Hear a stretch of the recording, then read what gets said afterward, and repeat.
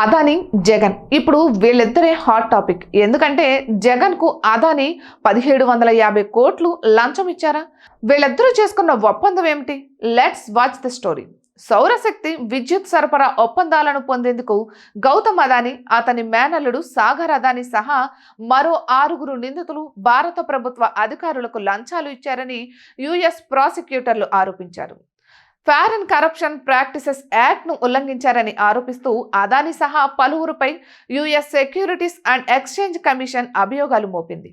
ఇప్పటికే అక్కడి కోర్టులో వాదనలు జరిగాయి. గౌతమ్ అదాని సహా ఇందులో ప్రమేయం ఉన్న పలువురి కోసం అరెస్టు వారెంట్లు కూడా జారీ అయ్యాయి. ఇప్పుడు ఇదే విషయం ఆంధ్రప్రదేశ్ ను కూడా కుదిపేస్తోంది. ఎందుకంటే ఏపీ మాజీ ముఖ్యమంత్రి వైఎస్ జగన్మోహన్ రెడ్డి విద్యుత్ కొనుగోలు ఒప్పందం కోసం 1750 కోట్లు తీసుకున్నారని ఆరోపణలు వచ్చాయి. అసలు ఏంటి విద్యుత్ కొనుగోలు ఒప్పందం? గౌతమ్ అదాని కోసం అరెస్ట్ వారెంట్ జారీ వెనుక కారణాలేంటి? లంచం ఆరోపణలు ఎదుర్కొంటున్న జగన్ పాత్ర ఏమిటి?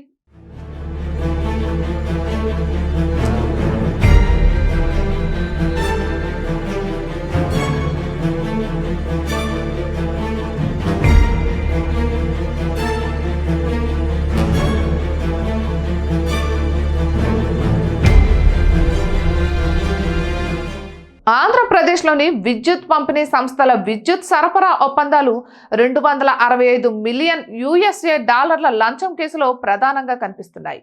US securities and exchange commissioner నేరారోపణ ప్రకటనలో అదానీ గ్రూప్ ఆంధ్రప్రదేశ్ మాజీ చీఫ్ కి లంచం ఇచ్చిందని ఆరోపించింది. వీరిలో మాజీ సీఎం వైఎస్ జగన్మోహన్ రెడ్డి, ఇతర అధికారులు ఉన్నారు. ఒడిశా, జమ్మూ కాశ్మీర్, తమిళనాడు, ఛత్తీస్గఢ్, ఆంధ్రప్రదేశ్లోని విద్యుత్ పంపిణీ సంస్థలు జూలై 2021 నుండి ఫిబ్రవరి 2022 మధ్య తయారీ ప్రాజెక్టు క్రింద సోలార్ ఎనర్జీ కార్పొరేషన్ ఆఫ్ ఇండియాతో ఒప్పందాలు చేసుకున్నాయి. ఏపీ రాష్ట్రం 7 గిగావాట్ల సౌర విద్యుత్ను కొనుగోలు చేయడానికి అంగీకరించింది. ఇక భారతదేశంలో అత్యధిక మొత్తం కొనుగోలు వాటా ఏపీదే. మొత్తంగా అధిక ధరలకు సౌర విద్యుత్ కొనేలా దేశంలోని పలు రాష్ట్రాల్లో ఉన్నత స్థాయి వ్యక్తులకు కోట్ల రూపాయలు లంచం రూపంలో అందినట్లు అమెరికా దర్యాప్తు సంస్థ FBI నివేదికలు పేర్కొన్నాయి. ఆగస్టు 2021లో అదాని ఏపీ ముఖ్యమంత్రి జగన్ను కలిశారు.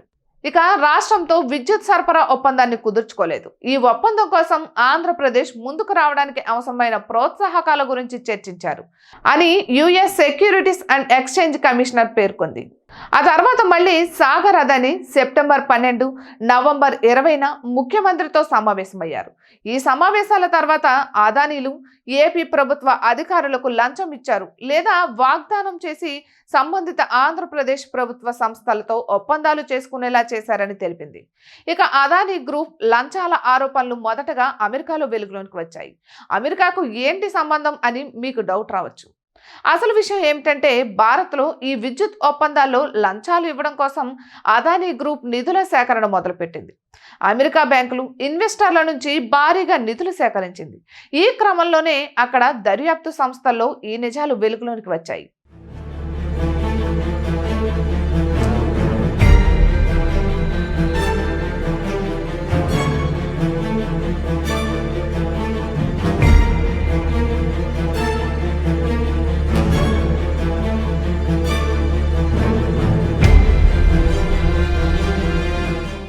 మన దేశంలో సోలార్ ఎనర్జీ కార్పొరేషన్ ఆఫ్ ఇండియాతో సౌర విద్యుత్ ప్రాజెక్టుల ఒప్పందాలు కుదుర్చుకోవడానికి భారీగా లంచాలు ఇచ్చేందుకు గౌతమ్, సాగర్ అదానీలు అమెరికాలో నిధుల సమీకరణ కొనసాగించారు.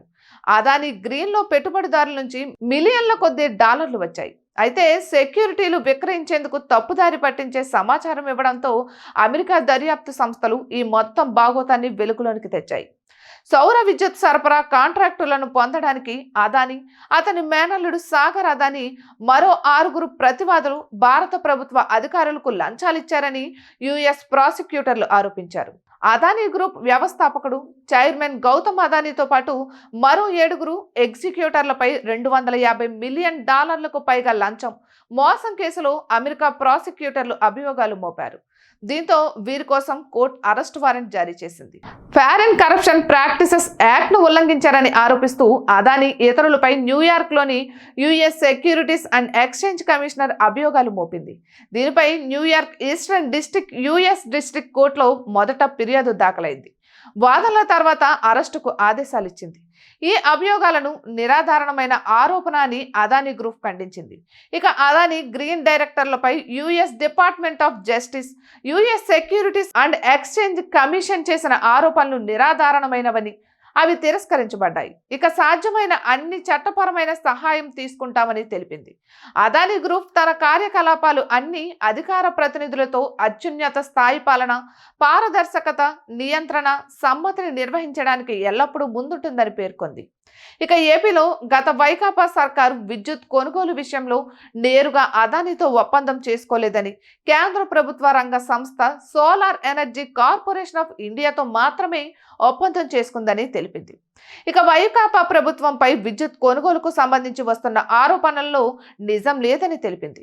వ్యవసాయానికి ఉచిత విద్యుత్ను అందించే లక్ష్యంతోనే 7,000 మెగావాట్ల విద్యుత్ను చౌకగా కొనుగోలు చేసేందుకు సోలార్ ఎనర్జీ కార్పొరేషన్ ఆఫ్ ఇండియాతో ఏపీ డిస్కంలు ఒప్పందం చేసుకున్నాయని పేర్కొంది.